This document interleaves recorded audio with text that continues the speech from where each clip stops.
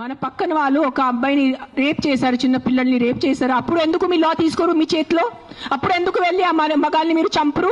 చెప్పండి అందరు కలిసి.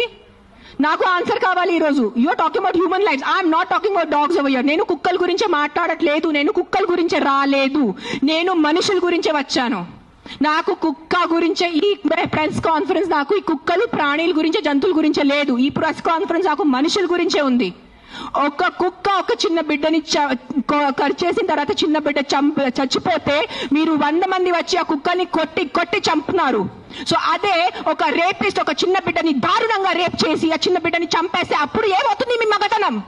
అప్పుడు ఎందుకు ఆ రేపిస్ట్ మీరు చంపట్లేదు? అప్పుడు ఏమవుతుంది? అప్పుడు ఆ చిన్న బిడ్డ, ఆ రేప్ చేసిన చిన్న బిడ్డ ప్రాణం కాదా? జస్ట్ కుక్క కరిచిన చిన్న బిడ్డ ప్రాణమా? అప్పుడు మీ మగతనం ఏమైంది?